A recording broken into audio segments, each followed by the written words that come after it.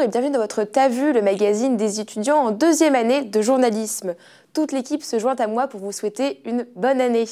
Au programme aujourd'hui, les stylos rouges, l'interdiction du plastique à usage unique et la rencontre avec Donatien, présentateur de la Santer Cup de cet été.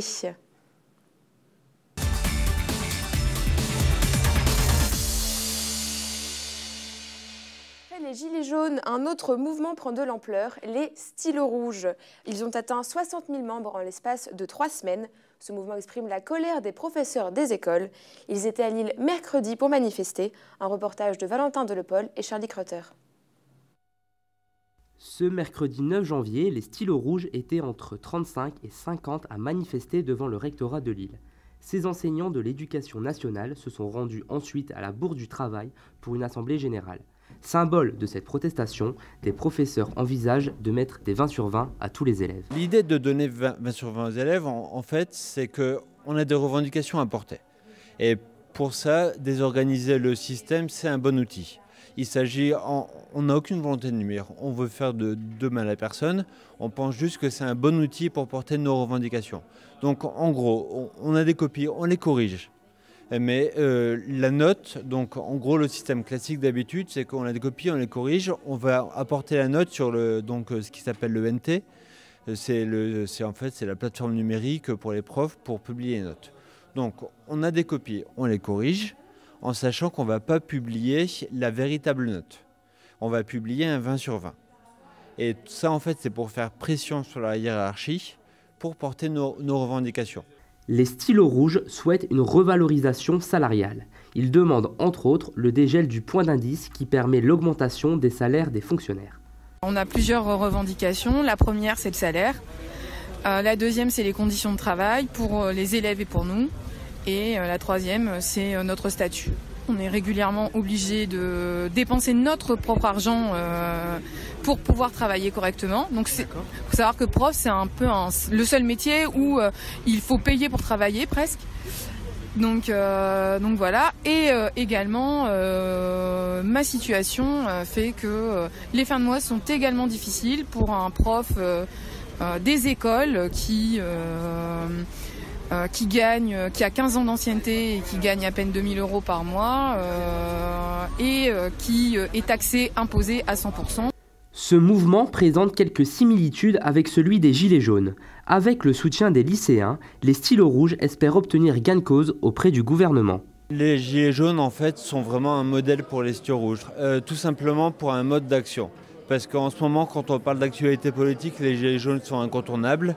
Et on est proche de leurs revendications, en sachant que la particularité des stylos rouges, c'est qu'on travaille dans l'éducation nationale. Les stylos rouges apportent leur soutien aux Gilets jaunes.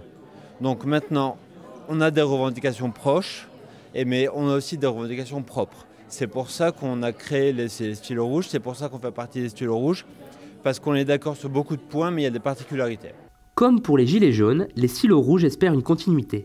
D'autres manifestations sont prévues dès la semaine prochaine. Valentin nous a rejoint sur le plateau. Bonjour Valentin. Bonjour Clara. Alors comment est né ce mouvement des stylos rouges? Alors en fait le mouvement est récent puisqu'il date seulement de mi-décembre, mais cela fait déjà plusieurs semaines que la colère des professeurs montait. En octobre 2018, il y a eu le hashtag Pas de vague pour dénoncer justement le manque de soutien de leur hiérarchie face aux violences scolaires, notamment la suite de l'agression d'une professeure braquée en plein cours. Et puis le 10 décembre dernier, c'était le discours tant attendu d'Emmanuel Macron. Et le président n'a jamais évoqué la situation des professeurs ainsi que leurs conditions. Donc professeurs et élèves se sentent oubliés. Et donc suite à cela, un groupe Facebook, Les Stylos Rouges, a été créé. Et en quelques jours, il y a eu plus de 10 000 membres. Et peut-on craindre de nouvelles manifestations en France ou à Lille notamment ? Alors oui, l'action devrait être reconduite mercredi prochain. Demain, samedi, un cortège qui réunit tous les professions avec les étudiants et des Gilets jaunes est prévu. Certains Gilets jaunes ont soutenu les stylos rouges mercredi. Les mouvements de grève dans les lycées devraient recommencer. Et puis, il va y avoir donc une montée en puissance de la mobilisation des stylos rouges. Très bien. Et que compte-t-il faire exactement dans les jours à venir ? Alors, ils souhaitent donc continuer de bloquer le rectorat, notamment celui de Lille, comme c'était le cas mercredi matin. Le point commun entre les gilets jaunes et les stylos rouges, c'est leur désaccord avec le gouvernement. Donc pour certains profs, le gouvernement privilégie trop le privé et les riches. D'autres profs souhaitent une grève générale et certains comptent bloquer l'inspection du travail. Et puis parmi les actions proposées, des profs souhaitent parler aux parents d'élèves pour justement expliquer la situation. Très bien, un mouvement donc social à suivre. En Europe maintenant, d'un accord commun, le Parlement européen et la Commission européenne ont décidé d'interdire les produits en plastique à usage unique dans l'Union européenne d'ici 2021. Un reportage signé Caroline Delattre. Parmi les produits concernés, les pailles en plastique. Dans le centre-ville de Lille, où le commerce équitable est déjà à l'ordre du jour, des solutions sont proposées. Dans un magasin qui ne vend que des produits sans emballage et qui permettent aussi de réduire ses déchets, donc autant des pailles en bambou que des sopalins réutilisables, que des cotons réutilisables, des genres de choses. Et les pailles font aussi partie des choses qu'on peut réutiliser à vie. Les débits de boissons, bars, cafés et restaurants devront donc se tourner vers de nouvelles formes de paille. Certains ont déjà changé leurs habitudes, mais quelles sont-elles ? Tout d'abord, on essaye de ne pas donner de paille, mais il y a toujours des gens qui souhaitent en prendre une. Et avant, on avait des pailles en plastique, mais en fait, comme tous les produits jetables, on a choisi de payer un peu plus et d'avoir une option biodégradable pour réduire le coût environnemental. D'autres décident de complètement stopper les déchets pour éviter que cela se retrouve dans les océans, se servant des pailles en bambou comme outil de communication zéro déchet. La démarche du restaurant, c'est de faire des légumes bio, d'être dans une démarche à peu près éco-responsable au maximum, en tout cas sur tout ce qu'on peut. Il y a des normes de toute façon d'hygiène qui nous forcent à utiliser des produits qui ne sont pas forcément respectueux de l'environnement, mais sur tout ce sur quoi on peut avancer petit à petit, en tout cas on essaye de le faire. C'est vraiment comme une carte de visite en fait, quand vraiment les gens sont contents et que ça s'est bien passé, qu'on a le temps vraiment de discuter un peu plus avec eux, souvent on leur donne ça un peu comme un cadeau chez eux si on y pense quoi. C'est juste qu'un jour on m'avait ramené donc cette paille là et que j'avais demandé à un fournisseur des pailles et il m'avait donné c'est une paille comme ça avec du papier par dessus. Et là, je me suis dit que c'était quand même un peu abusé, mais on n'avait pas cherché plus que ça. On avait d'autres pailles un peu mieux. On avait essayé les pailles en papier, mais il y avait un goût un peu particulier. Le bois, le bambou, il y a un goût, mais il est quand même moins prononcé. En bambou lavable et réutilisable, ou en fibre biodégradable, ou même en acier, le remplacement des pailles plastiques ne fait que commencer. L'objectif zéro paille plastique pour 2021 semble donc jouable pour Dayo, le barista. Maintenant, le coût est encore un peu plus élevé, mais vu que ça va devenir la norme, je pense que la demande va augmenter, donc le coût de production, à mon avis, va baisser. Du coup, j'espère que ça ne devrait pas poser de problème pour tous les autres commerces. De nombreuses initiatives existent donc déjà et les restaurateurs se préparent à ce changement dans l'unique but de réduire les déchets qui polluent notre planète. Alors Caroline, à partir de quel constat les institutions européennes se sont basées pour interdire cette... Tout simplement les océans. On peut voir beaucoup de vidéos, notamment sur les réseaux sociaux, qui tournent. Et c'est vrai qu'on voit les animaux qui sont envahis de plastique. Il y a beaucoup de démarches qui sont mises en place pour justement enlever les déchets sur les plages. Ça se fait beaucoup. Et souvent, les déchets qui sont retrouvés sont des plastiques, beaucoup d'objets à usage unique qu'on utilise une fois, on les jette et souvent ça arrive dans la mer. Donc c'est vraiment à partir de ce constat-là qu'ils ont décidé d'arrêter d'utiliser ce type d'objets et vraiment choisir des choses qui se réutilisent pour ne plus avoir autant de déchets. Très bien. Et donc, quels autres objets, mis à part la paille, seront interdits? Alors il y a donc la paille, il y a également tout ce qui est gobelet en plastique, on va vraiment éviter. Il va y avoir aussi les couverts, les assiettes en plastique, mais également les cotons-tiges, parce que les cotons-tiges c'est un fléau, on l'utilise une fois, c'est sale, poubelle, et là c'est vraiment un gros problème.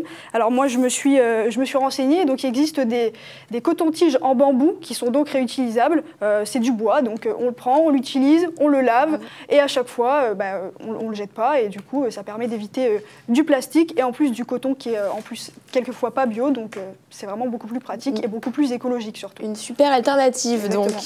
Un peu de sport et de bonnes actions dans les Hauts-de-France. Une poignée d'étudiants lillois originaires du Santerre dans la Somme ont lancé il y a 6 ans la Santerre Cup. Pour la 2e année consécutive, l'argent sera reversé à des associations. Armand Lavenne et Antoine Vietlicki ont rencontré Donatien qui présentera cet été la 4e édition de la Santerre Cup.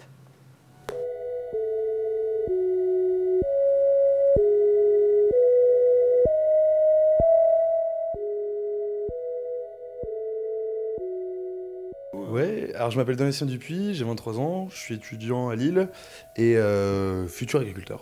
Alors la Santerre Cup c'est un événement sportif et festif, donc qui se passe sur un tournoi de foot et on va dire une soirée après pour fêter ça.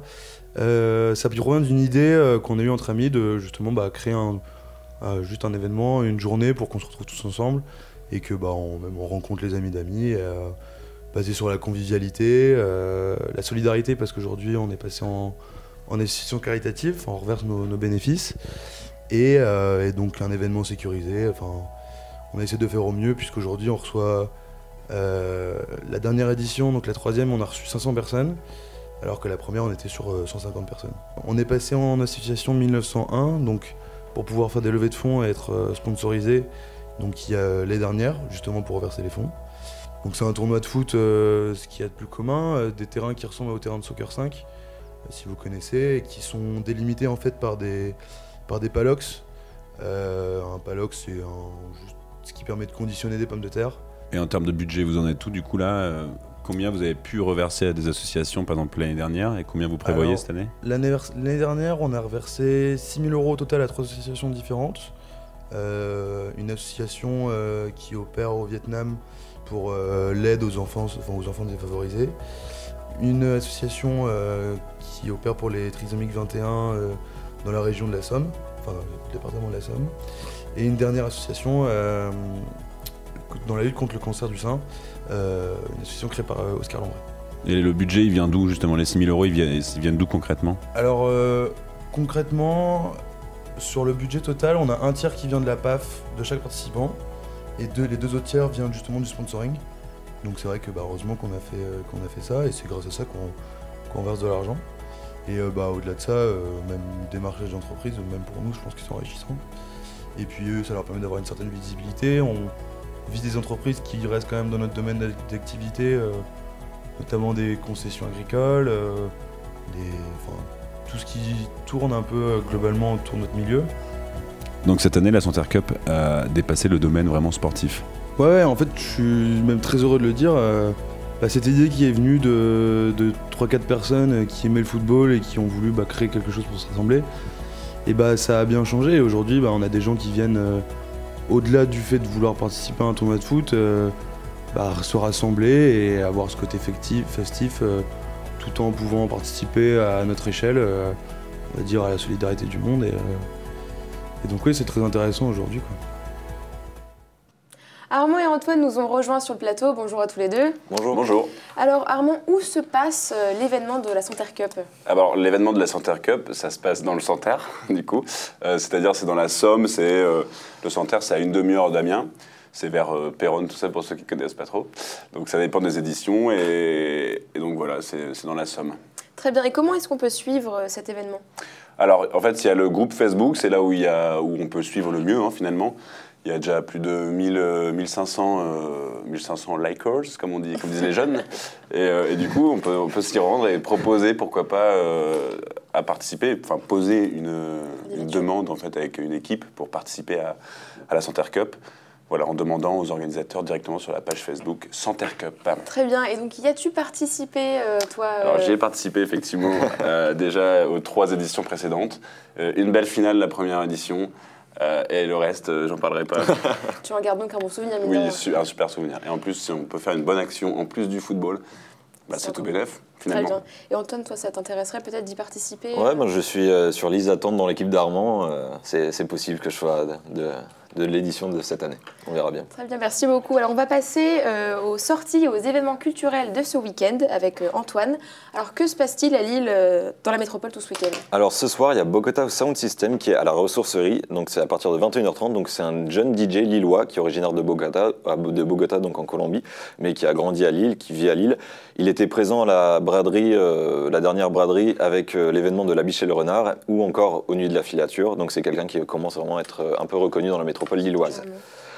On continue avec demain une visite thématique au musée de la piscine à 14h30. Donc c'est une visite guidée basée sur les sculptures du musée. La visite offre une approche historique, technique des sculptures du musée. Et en plus, on peut découvrir le fond d'atelier du sculpteur Bouchard, donc, qui était récemment installé au musée de la piscine. Et donc c'est en quelque sorte une reconstitution de son atelier parisien. Et l'entrée est à 14 €. Et enfin, on termine. 2019, c'est les 150 ans de la naissance d'Henri Matisse. Donc, c'est le dernier week-end pour profiter de l'expo Jazz Matisse au Palais des Beaux-Arts. Donc, on peut y trouver des œuvres qui sont rarement exposées, notamment un album de 20 planches du peintre qui porte le nom de Jazz, forcément.